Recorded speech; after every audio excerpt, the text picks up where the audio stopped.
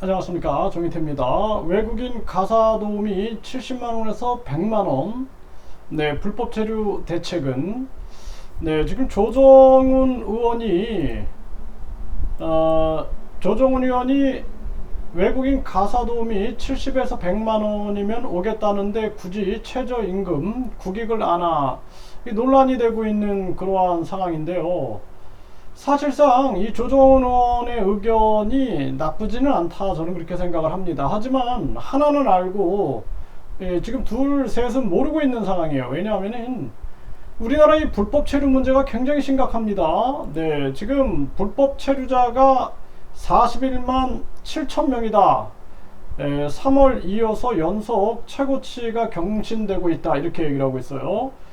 이제 해외에서 제가 다양한 활동을 하다 보면은 이미 동남아 지역에서 보면은, 아세안 지역에서 보면은요,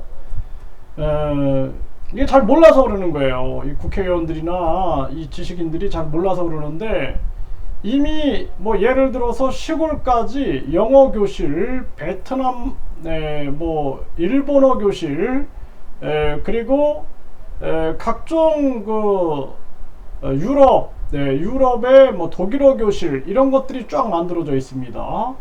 깜짝 놀랐어요, 저는. 네, 그래서 캐나다에서 사람들이 와가지고 저한테 그 베트남 외곽 지역을 좀 안내해 달라 그래가지고 제가 한번 갔던 적이 있어요. 그 사람들이, 이제 캐나다 사람들이 근로자를 데려가려고 하는 건데, 저는 저런 외곽 지역에 무슨 근로자가 있을까 갔는데, 이미 그 외곽 지역에 전문 대학교에 영어 교실이 만들어져서 그 영어 교실에서 영어 교육이 이루어지고 있는 거예요. 또 독일어 교육이 이루어지고 있고 일본어 교육이 이루어지고 있는 것입니다. 그 속에서 이제 어느 정도 언어가 된 사람들을 다 이렇게 자기네 나라로 데려가고 있는 그러한 정책들을 쓰고 있는 거예요.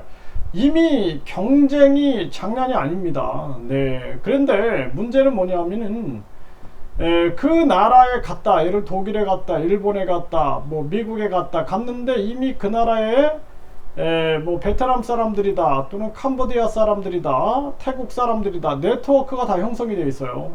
그래서 이 사람들이 뭐 70만원 100만원으로 일단 오케이 가자 갔는데, 그 다음에는 이 불법 체류를 이어줄 수 있다는 거예요. 돈 많이 받는 곳으로 이탈해 간다라는 것입니다. 이러한 부분들을 생각해야 한다는 거예요. 그래서 지금 외국인 가사 도우미 월 100만원이면 오겠다는데 굳이 이런 얘기를 하고 있는데, 이 조정훈 의원의 의견이 나쁜 의견은 아니에요. 저는 최저임금 폐지해야 한다라는 입장입니다. 국민 권익금을 줘야 한다라는 입장인데, 근데 굳이 100만원 줘서 오겠다는데 왔는데 이탈한다라는 것을 단순하게 생각하면 안 된다는 거예요. 그냥 우리 생각으로 단순하게 가사도우미 70만원 100만원에 와가지고 그냥 열심히 하고 돌아가겠지라고 생각하면 안 된다라는 것입니다.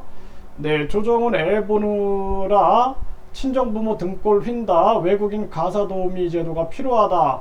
네, 이게 당연히 필요하지만, 네, 그래서 월 100만원 외국인 가사도우미법 정의당 기본소득 일제 비판한다 그러는데, 이 정의당이나 기본소득당은 사실상 최저임금 제도가 우리나라를 발전시키지 못하고 있다라는 부분들도 인식해야 된다라는 거예요. 그래서 을과 을의 싸움이 계속 일어나고 있는 건데, 누가 최저임금 갖고 싸웁니까? 자영업자들하고 소상공인들, 중소기업과 취약 근로자들, 이러한 사람들이 지금 싸우고 있는 거예요. 그래서 국민권익금 제도, 이 기본소득당은 기본소득을 얘기하면서 최저임금을 얘기한다는 거 좀 약간 문제가 있는 게 아니냐, 이렇게 볼 수밖에 없는 거예요. 네, 외국인 계절 근로자들 모셔라, 지원 또 지원 계속 지금 모시고 있죠. 그런데 돈 더 줄게, 몸값 오른 외국인 두고 어민들끼리 불법 쟁탈전을 벌이고 있다는 거예요. 이제는 이민 시대다, 이렇게 얘기를 하고 있는 겁니다. 근로자가 없으니까 이쪽으로 와 저쪽으로 와 하는 불법 체류자고 뭐고 간에 신경 안 쓰는 거예요. 이러한 문제가 계속 발생된다, 이렇게밖에 볼 수 없는 거고, 월 200만원 동남아 이모님 온다지만 이탈 관리 대책은 이탈 문제뿐만 아니라 뭐 아동 뭐 학대 갈등 뭐 또 각종 가정에서 벌어지는 뭐 추행 문제부터 해가지고 엄청날 겁니다. 네, 제가 동남아 지역에서 저희 집에 이제 가정부 두 분이 계셨어요. 근데 이 가정부 두 분이 이제 한국 요리까지 해주셨는데 참 감사하죠. 그런데 계속 물건들이 많이 없어졌어요.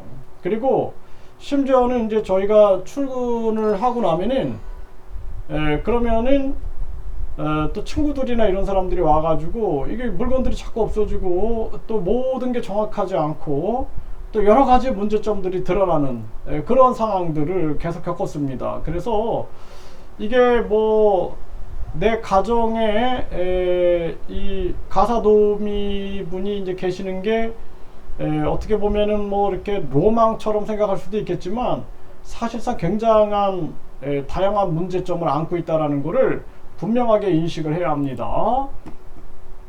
네, 코로나 완화에 계절 근로자 유학생이 증가되고 있는데 불법 체류자 요주의, 불법 체류자 문제가 심각하게 나타나고 있다는 것을 잊어서는 안 된다는 것입니다.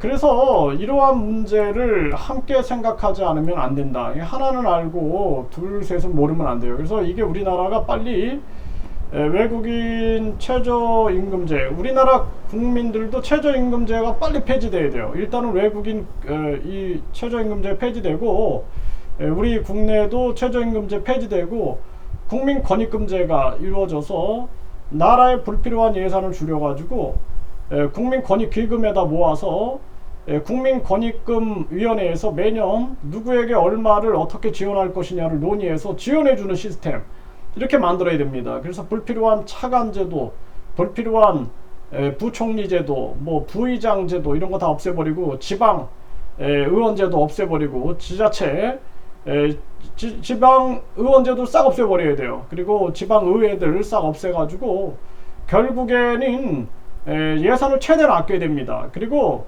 지금처럼 교통과 이 또 통신이 좋은 세상에서 이 작은 시군구가 그렇게 많을 이유가 없어요. 네, 시군구가 많을 이유가 없습니다. 그래서 전에도 정치권에서도 그런 얘기 많이 나오는데 아예 그냥 도라든지 도나 광역시 이런 것들을 없애버리고 그냥 한 30개에서 40개 정도의 그냥 작은 단위의 기초 기관들을 만들자. 그렇게 해가지고 나라 예산을 최대한 줄이는 그런 쪽으로 가야 됩니다. 줄이고 나서 그리고 국민권익금 제도로 가야 된다. 저는 그렇게 말씀을 드립니다.